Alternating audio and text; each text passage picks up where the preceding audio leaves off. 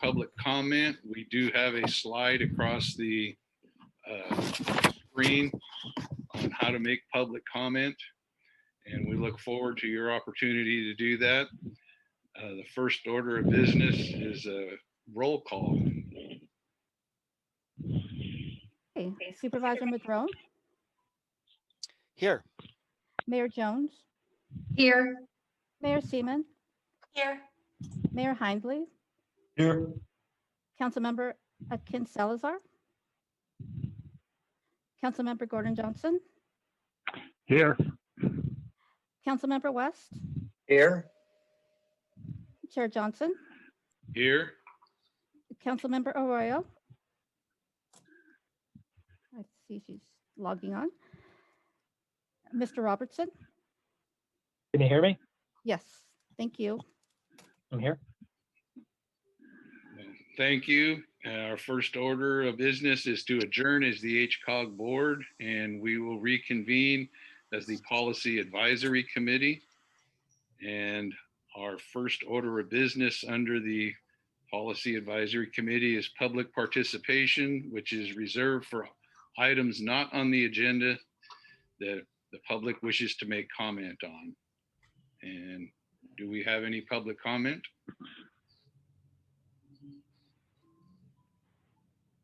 No, we do not. Okay, thank you. At that, we will look for approval of the meeting record of February 18th. Mayor move- Jones so approves.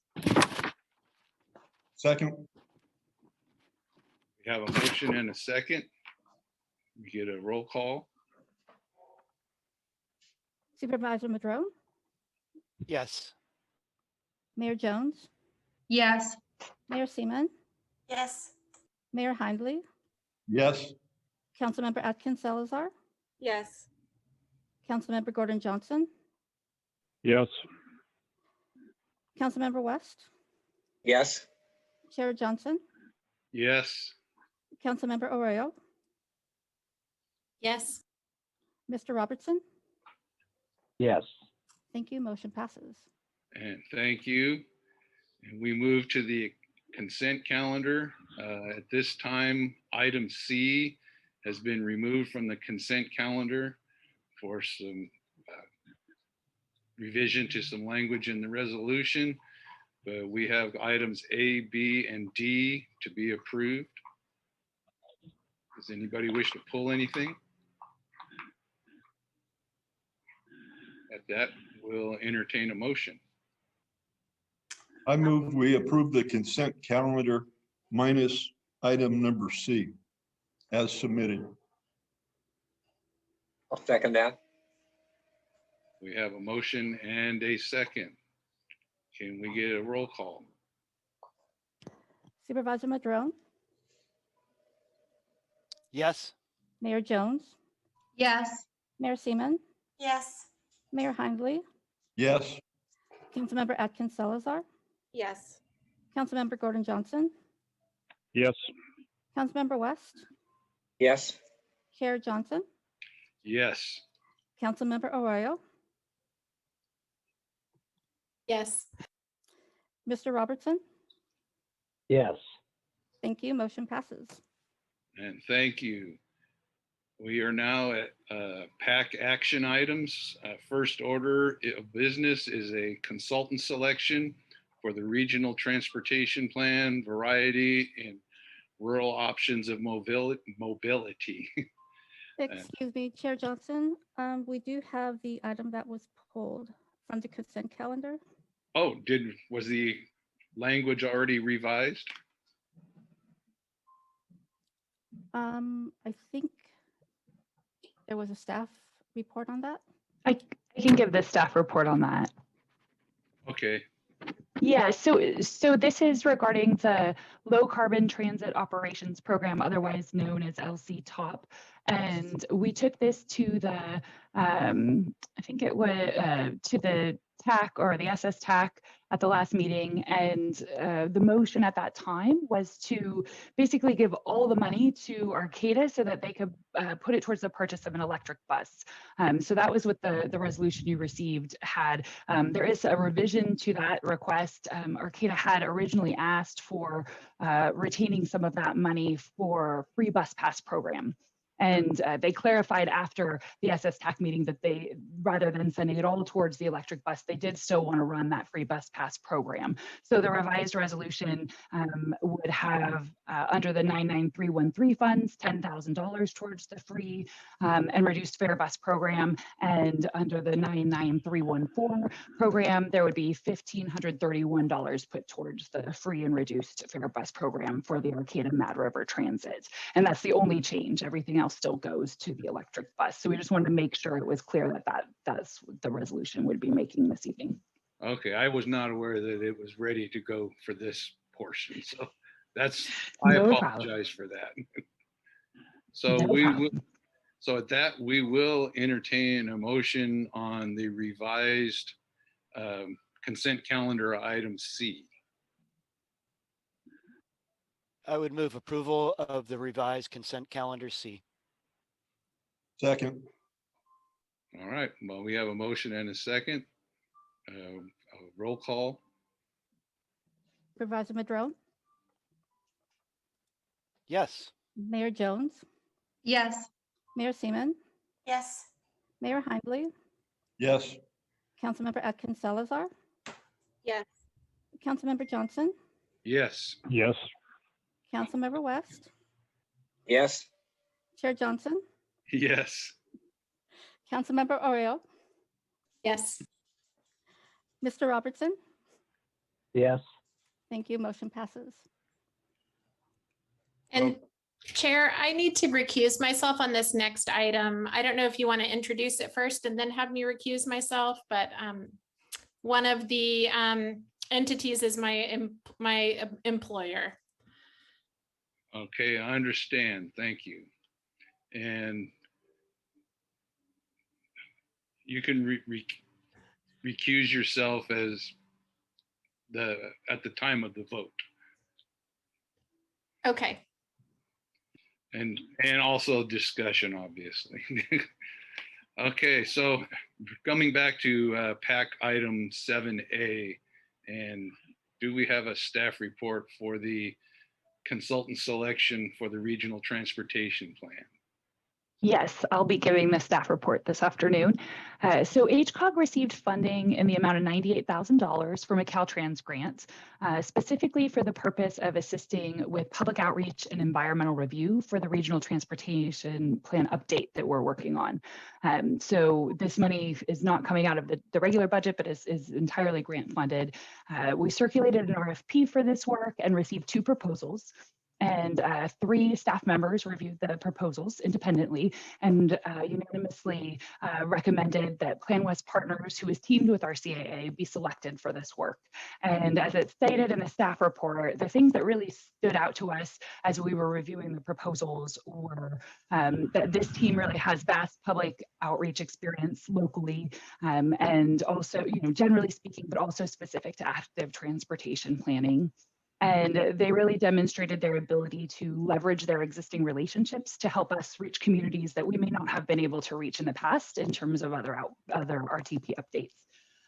They had a really good plan for both in-person COVID compliant events and virtual meetings, which really kind of indicated to us that they acknowledged the digital divide and really thought through, how we could reach the largest population in our community. And they had a meaningful plan for social media and virtual engagements. So those were really the things that stood out to us as we reviewed it, and why we were recommending that the board or the PAC authorize the executive director to negotiate with Plan West and our CAA team for this contract. Thank you. And at that, does anyone on the board or the PAC have a comment or question? I have a question for Beth. This is Jesse Robertson. Is there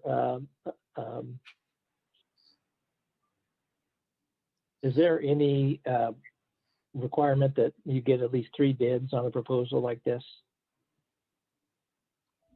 Can you hear me? Yeah, I can hear you. Not that I'm aware of. We can look into that. I think, we publish this in all the regular channels. I think if we were to republish it, I'm not sure that we would get more than these 2 responses.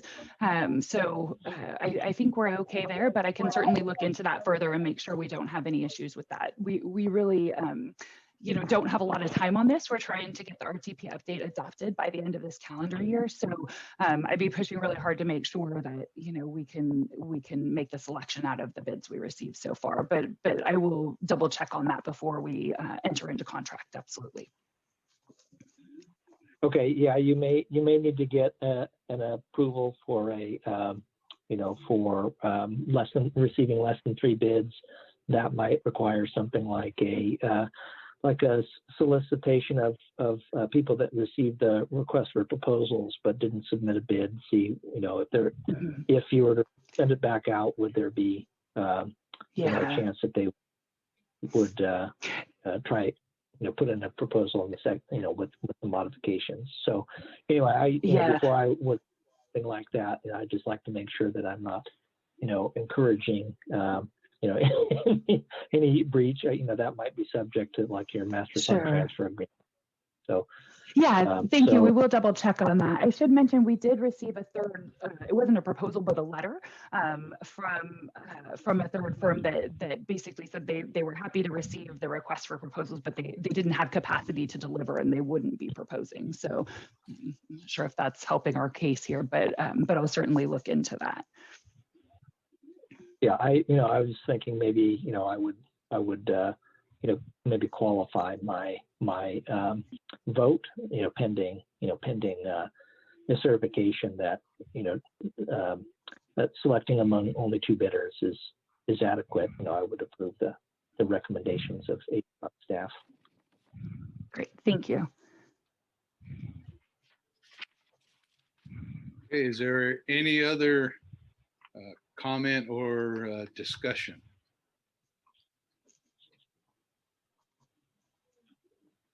Well,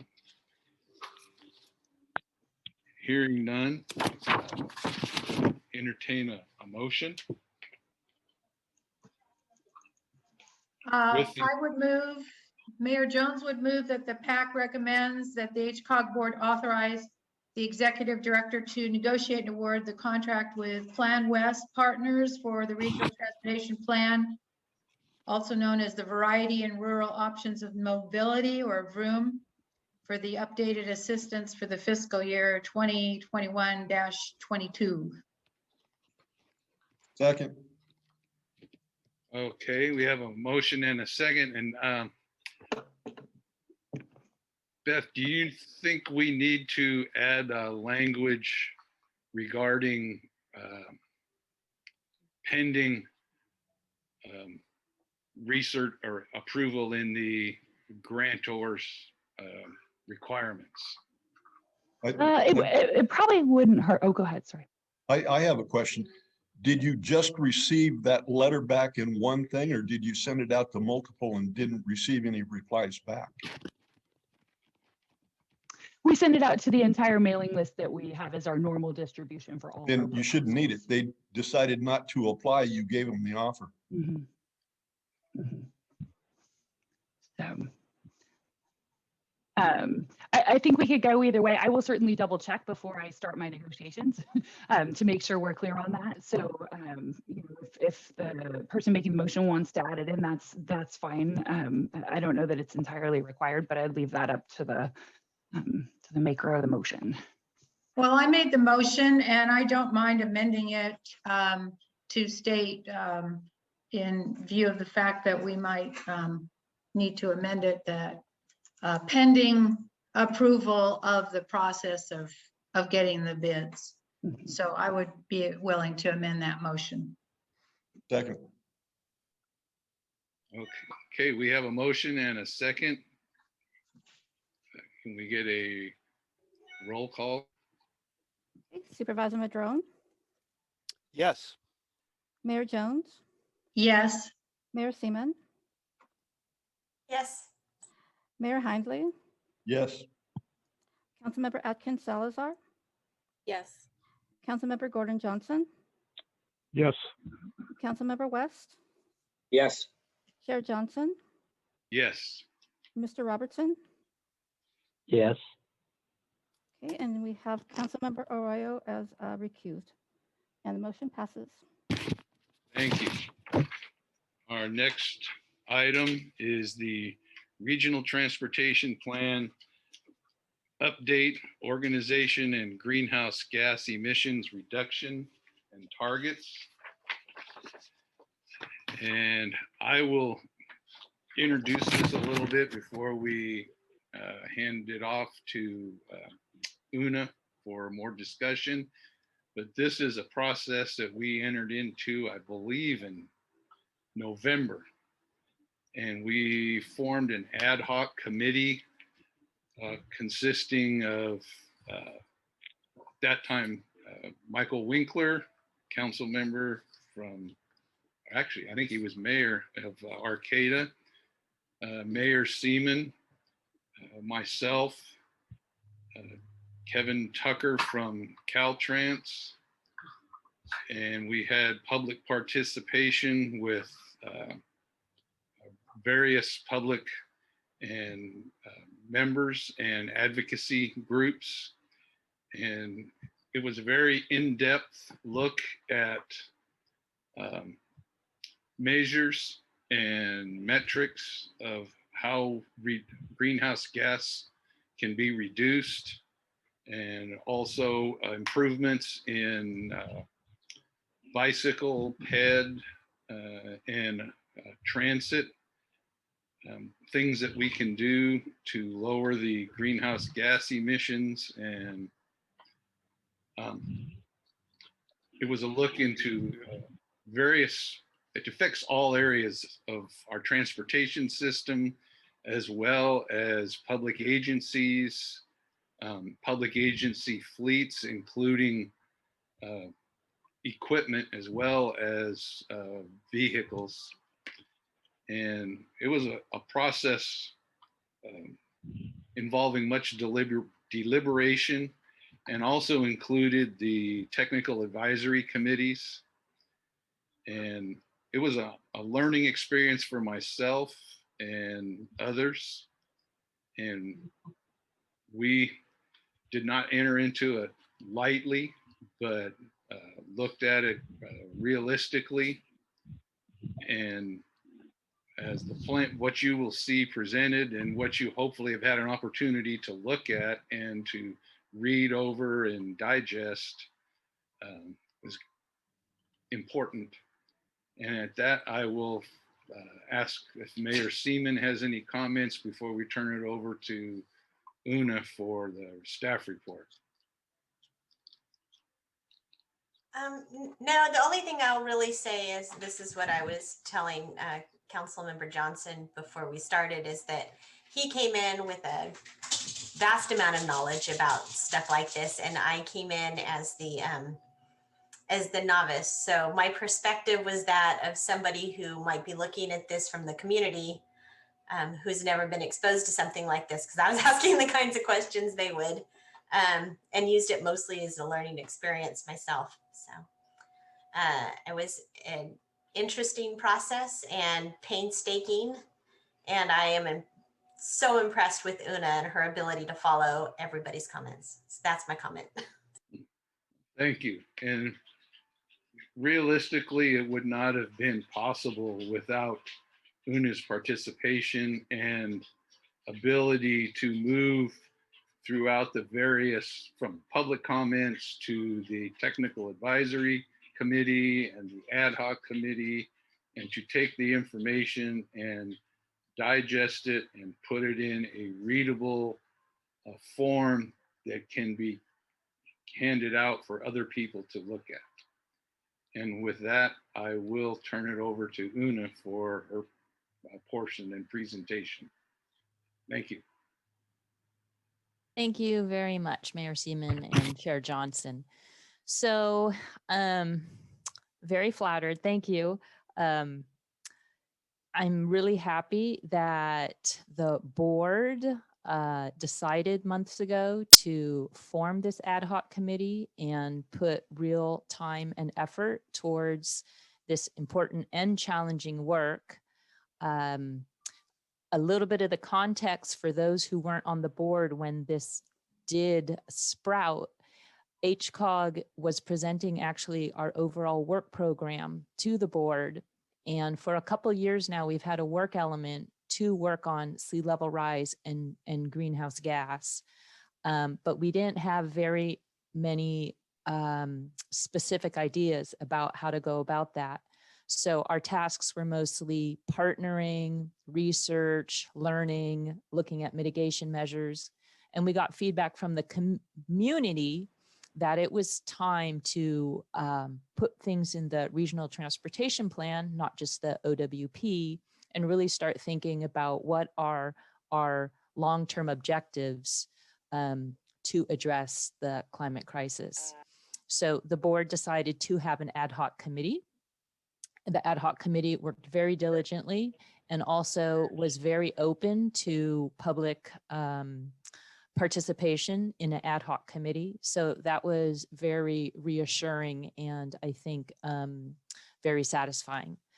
So on to the table, I will just give one update that at the state level, the California State Transportation Agency, which goes by the agency, or CalSTA, they just came out with their draft of the climate action plan for transportation infrastructure. And that one I've heard described as ambitious. And our greenhouse gas targets have also been described as ambitious. So we're right there with the state. I think we're following the right course. Okay, so now what I'm going to do is just bring up the table to review the main targets that we have and refresh your memories of those, but I will not go through each regional target. So the first one that's listed, and they are listed in no particular order. The first one, performance measure, would be to reduce greenhouse gas emissions in our air district. And just a little note on that, it is short because we find that it's hard for one air district to, one, figure out how to count vehicle miles traveled in a confident way. And it's also hard to count emissions. So anyway, we have that one metric of transportation fuel cells to get towards that. Then the next one is percent mode shift. And with the general goal of getting more modes, getting more people to bike and walk and take public transit in lieu of driving, especially in lieu of single vehicle occupant trips. And then there's that next one, to reduce vehicle miles traveled by car. And then another theme is zero emission vehicle infrastructure. So this touches upon everything we're going to need in the public, private, and residential sectors to basically meet the goals of going electric and zero emission in our transportation vehicles. And parallel with that, and that's a long one, is a move to up the percentage of zero emission school buses and public fleet vehicles. And a lot of this comes straight from a governor's executive order. And that's listed under the Innovative Clean Transit Regulation. So this is us just putting in our plan our targets for meeting state mandates. And I believe we have 2 or 3 more. Then this is a big one, efficiency and practicality in locating new housing.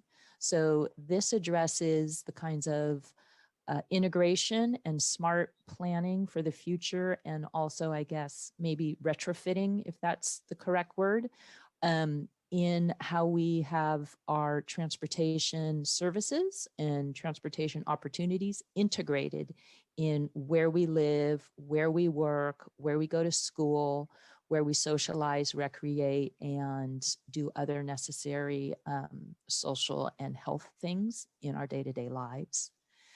That's also tied with convenient access to destinations. That very much the way we approached that was convenient access to destinations was talking about land use and how people could get to most of their destinations without having to drive in a car. And then Vision Zero is being part of the national and global movement to make transportation safer, to bring down to zero the number of people who are killed when they're walking or riding a bike or driving a car. So basically no more fatalities in our roads and trails. And then active transportation education would be everything from going into the classroom to teach bicycling and walking safety, and just promoting it in a way that maintains children's excitement in that kind of activity, and also to promote it in adults, and also to promote safe driving and all that kinds of stuff. And then the last one in the table is directed towards how we channel our funding, so investing in complete streets. And this is a goal to target by percentages how much we increase regional discretionary funding for building our complete streets. So I'll scroll back up to the top just to kind of refresh to start, and open it up for questions and comments. Does any of the board members, or I should say PAC members, have any questions or comments? I do, Mr. Chair. Yes. I don't know if you can see everyone since the screen share is on. I am curious. It was a little unclear to me in reading the staff report and the attachments. I see that there is some additional information about the 20, this seems to be essentially one of the elements for the 2017 regional transportation plan. But given that we're right around the corner from embarking on the next phase, I just was curious about how this fits into there. Like, how will it be rolled into the upcoming plan? And I mean, I think the time is now to do this. I'm just curious about how it kind of dovetails with that other effort. So the current RTP has a element or a chapter called Global Climate Crisis, which is really mostly a summary of existing conditions and then policies in broad terms about what kinds of goals and objectives HCOG has to reduce transportation related emissions. So what we're proposing to do in the update is have these targets. We don't have any kinds of targets like these at all in the current RTP. We do have performance measures in every element of the RTP, but at our level of population and being a regional transportation planning agency as opposed to a metropolitan, we get a pass on monitoring all of our performance measures because the data is so hard to come by. So we do have performance measures now, but these kinds of performance measures we do not have in the current RTP. So these ones that are all very much focused on changing tailpipe emissions. That's new too. So the way we're proposing to wrap it in, which is the next part of this agenda item, is that we are proposing to reorganize the RTP a little bit. And this table would be plopped in. I can't remember right now which way I reorganized it, but our global climate crisis element is probably going to be expanded more into a narrative about what kind of quality of place we're trying to get to. I hope that answers your question. Yes, I was just, it seemed like this is like on the, I think the time is now to be doing this, so it's great, but I just didn't know how this will be incorporated into the next RTP. And, but I hear you about the data being hard to come by and this being sort of an additional item that folks worked hard to create. Yeah, I just didn't really understand how it fits. And that, since that, I assume that outreach effort is going to begin and be robust. I just didn't understand how this was going to plug in per se. So that your answer helps me. Okay, well, let me just, for a quick second, if I find my staff report.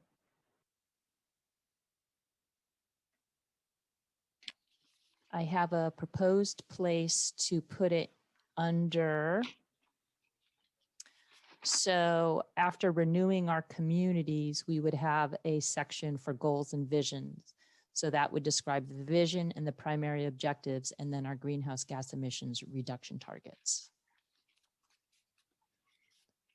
Awesome. Thank you. You're welcome. And Okay, oh, I have go a ahead. question. Yes, Mayor Jones. Yeah, okay, so I see in your staff report that you said you're providing a long-term 20-year visioning framework. And I'm curious to know, since we haven't been able to get a census figure on 2020 as to our population in Humboldt County, I'm just curious to know if that was considered by the committee as to our population either growing or shrinking. I'm not sure what the stats are going to be on that. If you have any information on that, that would be helpful too. But was that considered when you looked into your goals, your short-term and long-term? And thinking of just kind of like the overall goals of what the greenhouse gas targets are trying to get to. I would say, I can't speak for the other people on the committee or the public commenters, but in general, I was going on basically a historical trajectory of the last decade or two, and then also in alignment with what our regional housing needs assessment from the state has guesstimated or estimated, I should say, is our population. So I didn't crunch any numbers, and I didn't assume that we would have a huge uptake in our population.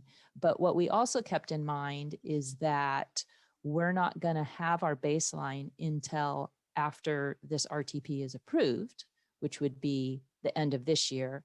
Then we would start getting the best baseline we could, but we would also have to deliberate on what is the baseline, considering that 2020 we were under a global pandemic. So we know we have work to do in the future on that. And we'll also make sure that our projections make sense with the states. And if the states' projections don't make sense, then we have dialogue with those entities. And when you talked about the housing element, are you talking about the projection of how many houses our communities have to provide? Because all of us were given, that baseline of what the governor had started to say per city, how many houses we were supposed to have. I don't know if it was a 10-year projection. I can't recall that, but I know that there was an amount of certain amount of housing each city was supposed to come up with. And so I'm assuming that you got that. Is that what you used as your information, the projected amount of housing that each city will be required to have? That is what we will keep in mind, and the population projections that those housing numbers were based on. Yes, Okay, thank you. you're welcome. One Yeah, Mr. comment. Chair, this, Oh, go ahead. yeah, this is Supervisor Madrone. First of all, excellent work, Una, and all of those that worked on these. On that first one, the air emissions reductions, that's such an excellent one. I was just thinking about a different metric. Back when we first started the Bay Trail project, the very first feasibility analysis grant that was funded was from the Air Quality District. That was a grant to reduce air emissions. And so they funded the very first grant for the Bay Trail to look at various alternative routes. And I was just thinking that commuter trail use might be a nice metric to use for air emission reductions.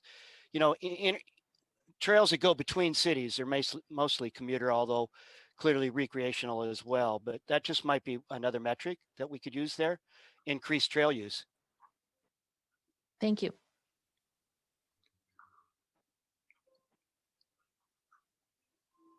I'd like to ask a question. Go ahead. A lot of the roads in Humboldt County, especially the county roads, are in pretty poor shape, and there are a lot of people using them. How are you going to bring in the county roads and make sure they're usable for bicycles and pedestrians and make them safe and upgrade them? That's a great question. We won't do it alone. Absolutely won't.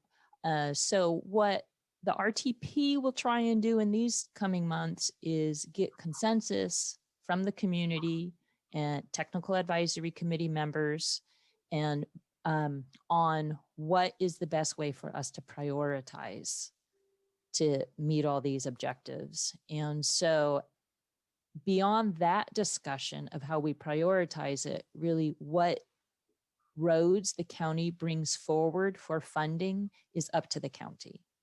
And we definitely work with them to figure out, well, what's the best, way to get input from the community and try and figure out who's most in need, and which roads hit the most or have the potential to hit most of our performance targets.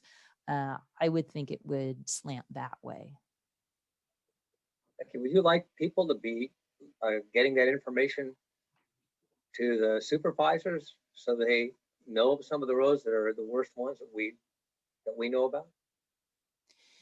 Yeah, and in fact, this year, one of the methods for educating ourselves about that is the Pavement Condition Index, which HCOG updates every 2 or 4 years, I'm not sure, but we're required to do that also in lines with some of our funding pots.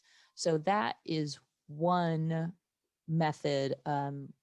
Consultants actually go out and look at all the roads and then give a percentage that can be translated into a letter grade. So that's one way. And then at the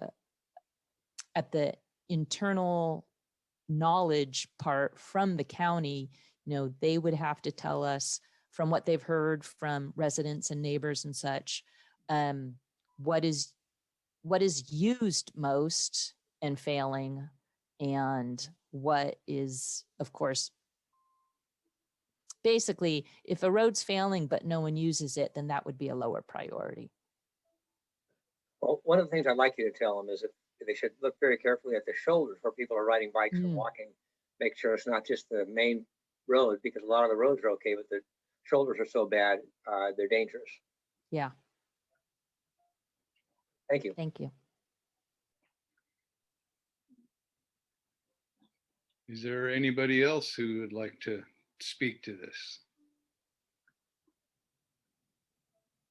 And how about, do we have any public comment pending, Christy? Yes, we have one, last 4 numbers, 5603. Thank you.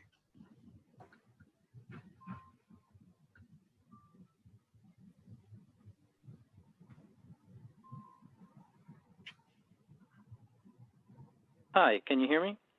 Yes. Great. This is Colin Fisk. Good afternoon. I'm the Executive Director of the Coalition for Responsible Transportation Priorities. And I wanted to first express my appreciation to Chair Johnson and Mayor Seaman, as well as former Mayor Winkler and Kevin Tucker for serving on the ad hoc committee that produced the proposed RTP targets that you're reviewing. And also, of course, to Senior Planner Una Smith for coordinating that committee and doing so much support work. This committee functioned in a remarkably open and transparent way, taking active input from members of the public throughout, and those open discussions led to a set of proposed targets that I think are appropriately ambitious but achievable, and that are commensurate with the challenges that we face related to our climate, as well as our safety and our society and economy. This is, I think we should look at it as an interlocking and mutually reinforcing set of targets for reducing vehicle miles traveled and climate harming emissions, as well as increasing active transportation and transit, electrifying vehicles, improving land use practices, and increasing safety. Of course, as Una mentioned earlier, HCOG wouldn't be able to accomplish all this on its own. It'll require close coordination with all of the member jurisdictions and agencies, and that will be a challenge, but a necessary one, and one that I think we can meet. So I would encourage you to approve the draft targets, to go ahead and, with the process of taking more public input on the RTP, and then incorporate them into that upcoming RTP update. As Una and Councilmember Arroyo briefly discussed earlier, the next step is designing that RTP update around these targets in a way that helps us achieve them. That means that from my perspective, it should contain only projects that actually move us toward and not away from these collective regional goals, which will require us to make some tough choices. It also means that the plan should be organized around issues of climate, safety, and equity, which these targets largely already are. If we do that and we hold ourselves accountable to the plan moving forward, I think we can achieve a truly successful transportation system here in Humboldt. Thank you. Thank you. Do we have any others, or Debbie would like to read some into the record? I do have 6 comments that we received that I can read into the record. The first go ahead. I was going to say thank you. Okay, so the first comment reads as follows. Dear HCOG, I am writing to express my support for the bold targets laid out in the Regional Transportation Plan update referenced in Agenda Item 7B. We can all agree that we are facing a climate crisis that requires immediate collective action. The strong targets set in the RTP are essential for meeting our climate challenges, and the committee has done a great job developing these targets. It is essential that we strive to meet these goals and that we hold climate, safety, and equity as the core principles of all projects moving forward. These targets will not only improve bicycle and pedestrian safety and contribute to solving the climate crisis, they will also have a near-term health benefit. By increasing active transportation, we can reduce rates of obesity and health impacts related to obesities, such as diabetes, hypertension, and cardiovascular disease. Through this work, we will add to the quality of life and extend the life expectancy of Humboldt County residents. Thank you for your time and attention to this urgent matter, submitted by Robin Baker. Comment number 2. The Regional Transportation Plan appears to have well-articulated strong performance measures and targets, but we also need realistic ways to meet these targets. The plan update could be narrowed to include only projects that move us toward meeting the targets. My personal concern as a walker are primarily about safety. I walk for health and to decrease my carbon footprint. The plan update cannot overlook the climate crisis or the alarming increase in pedestrian deaths and injuries, particularly in Eureka. I am very excited about a better bicycle and pedestrian network.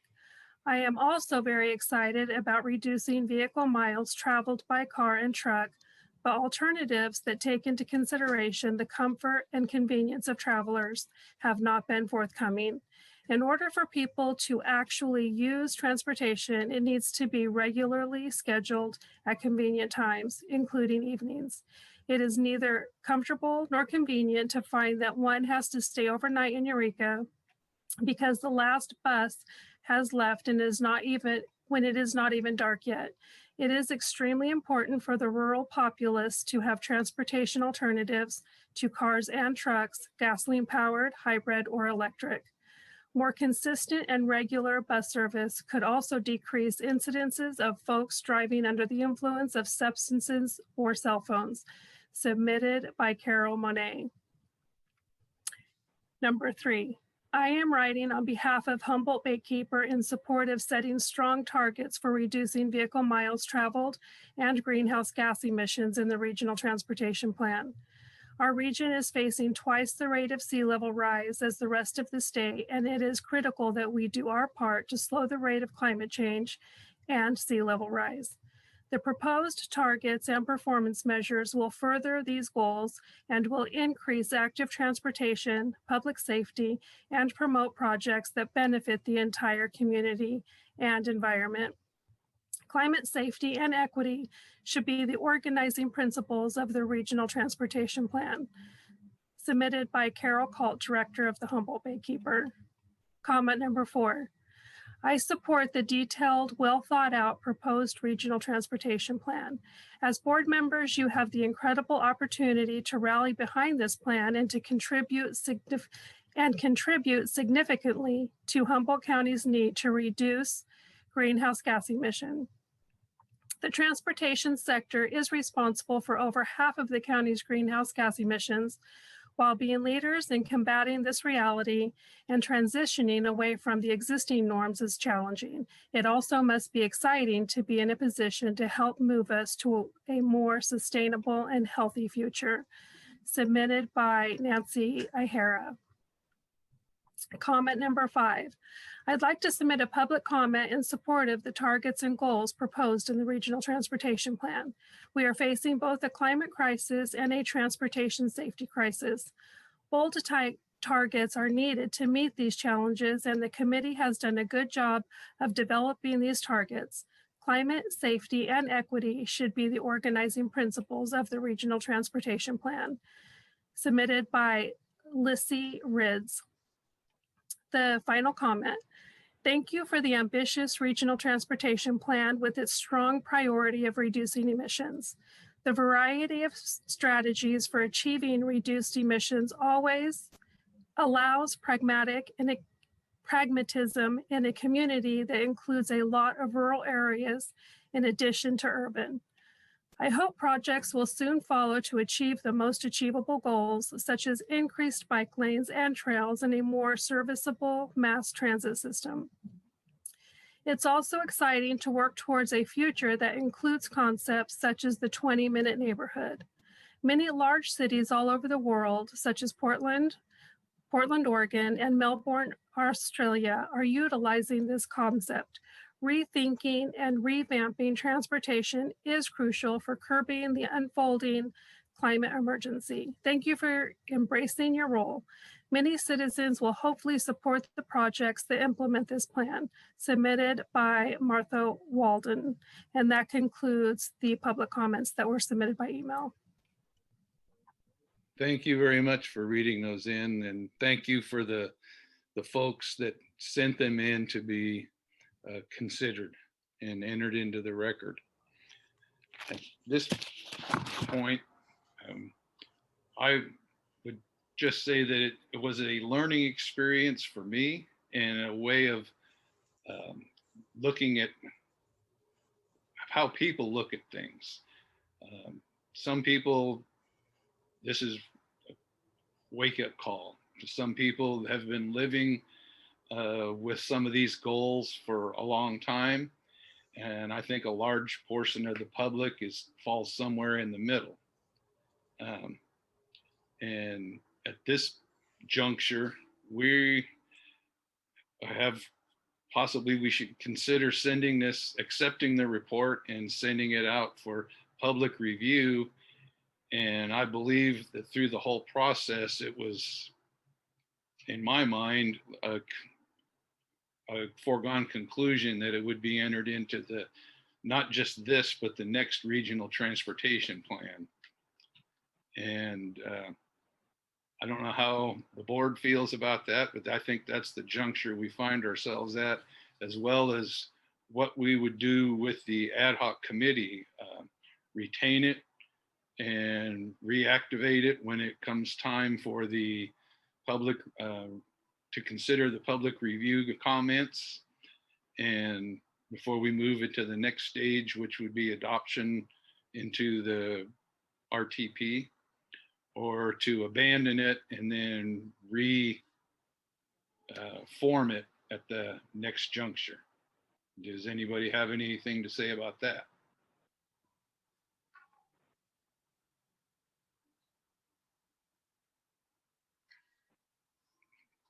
Well,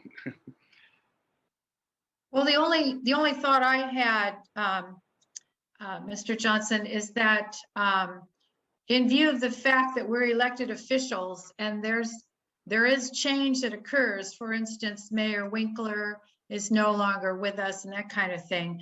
I don't know exactly what your timeline is, how quickly you want to move forward. I mean, I think this is a good committee, but already it's going to need some change because there are consequences to elections. So that was the only thought I had, was that you may need to relook at your members if things change in the future. yeah, that could happen depending on when it comes back from public review. But I think it was a good idea to have it, and regardless, at the next juncture, it allowed less than a quorum of people to look at it and to bring it to this point. But at that point, at the next thing,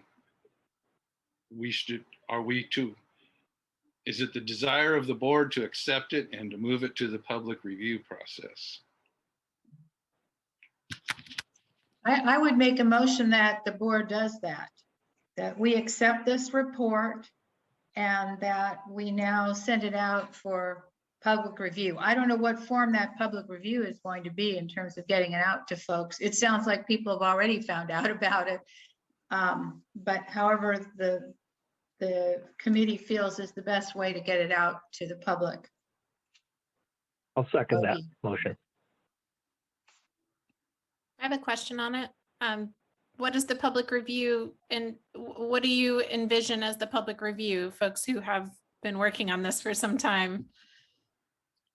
Well, it would be, my vision is that it would be something along the lines of a environmental review document where it would get circulated, put up where it can be accessed, and probably have some public meetings.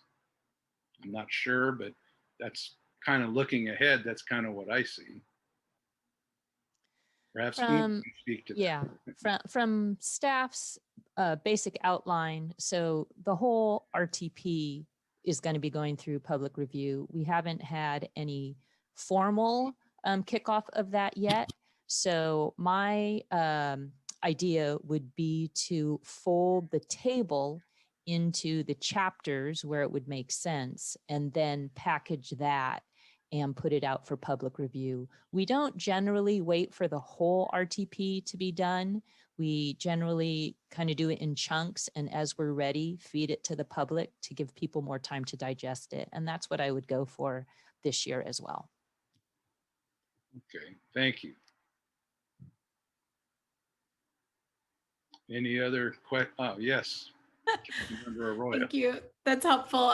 Just, I'm thinking about some of the comments that were made and some of the elements of this that pertain to transit. I mean, I think they're wonderful goals that I fully support. And, I know that HTA is really moving in the direction of zero emission vehicles and, hydrogen as a potential fuel source, and some other pretty awesome upgrades to the system.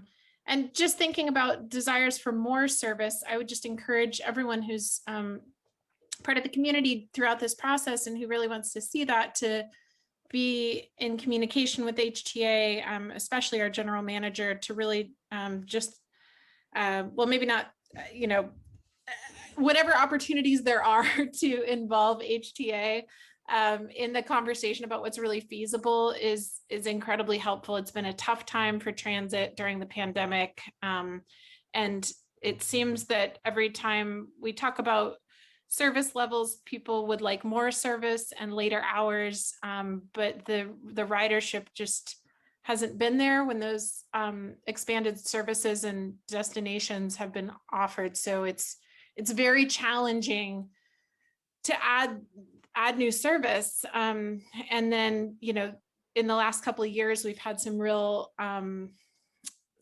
challenges with a few new stops and new routes. So I'm certainly excited about the prospect of doing that. And I know that there's a lot of public desire for it. I just hope that we are really intimately involved in that portion of the planning. And I look forward to being part of it. So whenever I hear a wish for more service, I think about how much it really needs to be including the potential riders in, and lots of them, not just a few potential riders. We need a lot of potential riders to be on board with that, literally on board. Because without that, it's extremely difficult to make those kinds of decisions for our board. So I would encourage folks to reach out to us, to me, to our general manager, and communicate that as much as possible. And it's a struggle. I mean, we have such a huge county, and greenhouse gas reduction here is just, it looks different from in, large urban areas that folks bring up as and sort of highlight as these ideals. And so those are my thoughts on that. And I look forward to talking more about how transit can be part of the picture. Okay. If I may, Chair Johnson? Yes. Thank you. Yes, thank you, Councilmember Arroyo, for that. I appreciate and am definitely conscientious of the role that transit can play, but the challenges. And just to update the board that at the Technical Advisory Committee meeting, members posed questions directly to General Manager Greg Pratt, because they were also very conscientious and asked him if those goals were too aspirational, and did they cause him concern? And the general manager's response was he was not concerned. He liked having those kinds of goals in regional plan because it helped him make the case when he's looking for funding and when he's talking to policymakers that this is what's desired in our community. Thank you. Thank you. Well, we've come back around to we have a motion, and I believe we had a second to accept the report and move it to the public review stage. Am I correct in remembering that? Yes, if I may, through the chair. Oh, we were just looking for direction, though. We don't need a formal motion. Okay, well, hey. Well, we appreciate the enthusiasm. I can remove my motion. Well, I believe you have direction. Thank you very much. So that is wonderful direction on the greenhouse gas targets. This staff report also presented a proposed outline, and I'd like to know if there's any qualifiers or concerns about that portion, and I can pull that up and reiterate or review. I'll just show you right here, shows how the plan is organized right now under these 10 elements. Introduction, complete streets, and the complete streets element covers basically how we want to use our streets and roadways. So that's for cars, pedestrians, people pushing strollers, people in wheelchairs, people carrying umbrellas in the rain, and people bicycling, and then also transit bus stops. And then we have commuter trails element that is it does not include trails that are recreational in purpose only. Then we have a tribal transportation element, our public transportation element, aviation, goods movement, and then an emergency transportation element, which focuses on in natural disasters, having evacuation plans in place. And then the required financial element, which discusses where is the funding coming from, how much do we have funding for, and how much of a shortfall will there be in our 5, 10, 20-year plan. And then the last one was the global crisis. I think I might have missed a word in there. Yes, global climate crisis. And then the new outline was proposed as an introductory or executive summary of a sort to initiate people into it. And then 2, under a theme of renewing our communities, we would discuss making streets safer, more useful, and attractive, and addressing the global climate crisis and addressing transportation equity. And then 3 would be our goals and vision, which also would include our performance targets for the table you just approved to go to public review. And then strengthening partnerships, that would be our tribal transportation element, our emergency transportation element, and our land use and transportation. So these are building upon, as it says, partnerships to improve everything transportation related with other agencies in the region. And then supporting active communities would be where we would have our complete streets and connected networks / neighborhoods, our commuter trails, and our public transportation elements. And then 6, commercial and industrial transport, being our aviation system and goods movement. Those 2 elements are required in the RTP, whether HCOG actually has funding for that, which we don't generally. That is other jurisdictions' responsibilities. And then 7, the required financial element. And there will probably be another chapter that would summarize our public review process and our public outreach and the partnerships that we have fomented during this process.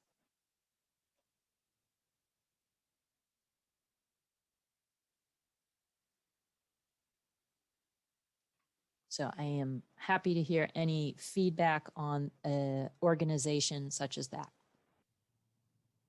That appears to be pretty well organized and thought out. Does anybody have any comments on that portion of it? No. Hearing none, I will assume that that's an affirmative. And again, I think we've all spoken and given direction, and in some aspects, we can see portions of this being enacted as they work on the South Broadway element of the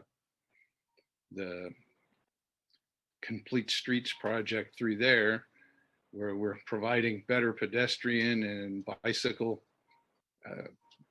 facilities, as well as safety measures to enhance the pedestrian facilities to make it more comfortable for people to use them. So looking at that, we can see a step in the right direction.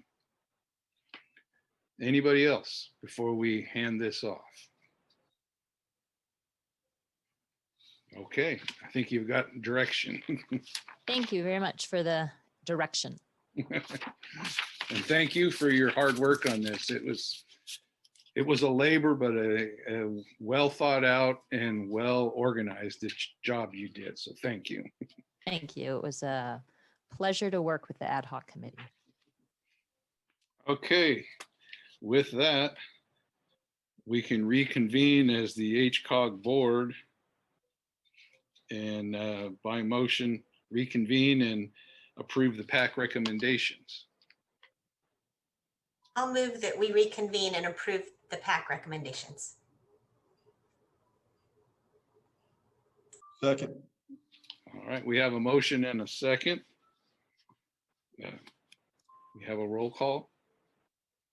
Supervisor Madrow, Yes. Mayor Jones, Yes. Mayor Seaman, Yes. Mayor Hindley, Yes. Councilmember Atkins Salazar, Yes. Councilmember Gordon Johnson, Councilmember West, Yes. Chair Johnson. Yes. Thank you. Motion passes. All right. Thank you. And with that, we'll move to the reports for the 101 corridor, the last chance grade, and the complete streets South Broadway project. And finally, the 101 safety corridor supplemental patrols.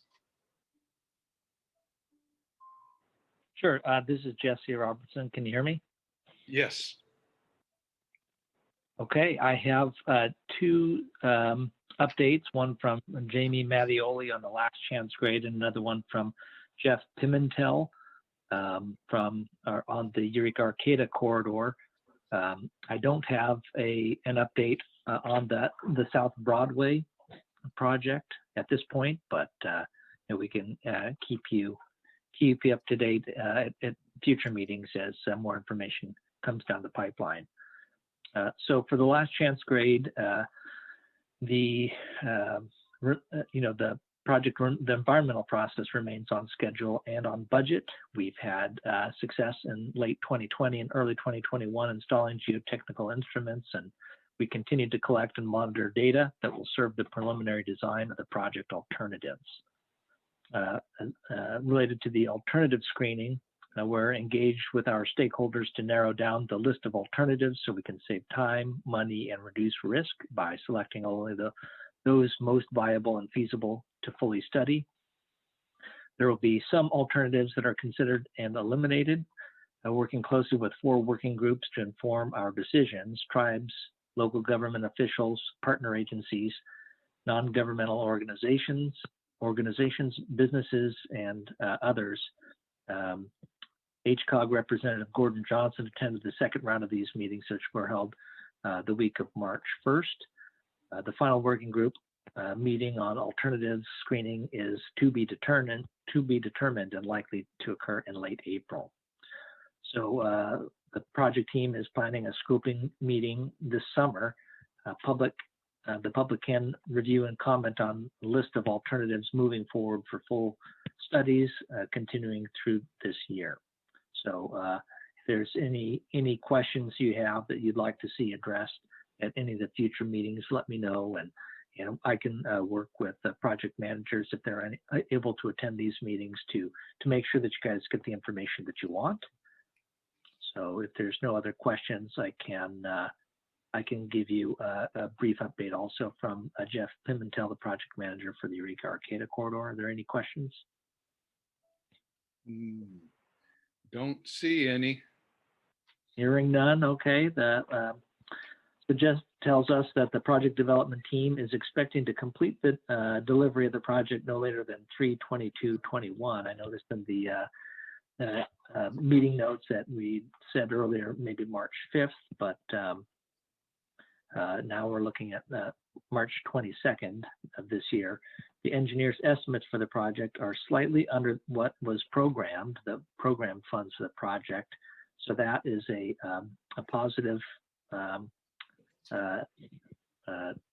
trend. Caltrans District 1 will be submitting the construction fund allocation request on March 22nd in order to be placed on the May California Transportation Commission agenda. So if there's any questions on that project too, I can pass those along, and we can make sure that the board gets any information that they would like more detail on. So that's all I have at this point. I think one question that had come up before, and I don't know that we got any closure on it, was the return of funds to us here in the district. And that was supposed to go to the CTC earlier. I think it was actually in 2020. And then I believe it got pushed out into 21. I was just wondering if that had gone yet. I haven't heard, so I will look into it, and I can bring this back next week, or maybe we can even send an email out. We'll have to see if that if that's consistent with the Brown Act or HCOG policies. So, but yeah, we can. I'll take a look at that. I do remember that a discussion item coming up in previous meetings. So, I'll ask about that and try to get that information to you. All right, thank you very much. Is there any other questions for Mr. Robertson? Seeing none, thank you for that report, and we appreciate what you've done. Thank you. Thank you. And with that, we can move to the supplemental patrols on the 101 corridor. Yes, I can give an update on that. We have 2 months worth of stats to report because we didn't have January's stats in time for last month's meeting. So in January, there were 54 stops made with 18 citations and 36 warnings and 8 arrests. The worst of the worst last month was a 52-year-old woman from Stockton worst of the worst in January, 52-year-old woman from Stockton who was cited for going 73 miles per hour in the safety corridor. That is very fast. February statistics, 34 traffic stops, citations. There were 18 citations, 16 warnings, no arrests. And the worst of the worst in February was a 31-year-old man from Eureka going 74 miles per hour. So that concludes this update. Yeah, that would be flying by on the safety corridor. That's yeah. Well, low flying ducks, huh? Thank you very much for that. Is there any other comments or items of discussion before we adjourn? Seeing none, I know there's one person who's happy to have some little time to go see her husband. So I don't get to see him, but I'm sorry I left the meeting. I did warn folks. My husband had been in surgery for 9 hours, and I got the call while we were in the meeting, so that was why I disappeared. I had to text everybody and say, he's okay. Yay. So. Good. Thank you for that. We appreciate your concern and are glad that things came out well. And with that, unless there's another item, we will be adjourned. Thank you. See you at the next meeting. Everybody. Yep. Thanks, everyone. Okay. Bye-bye.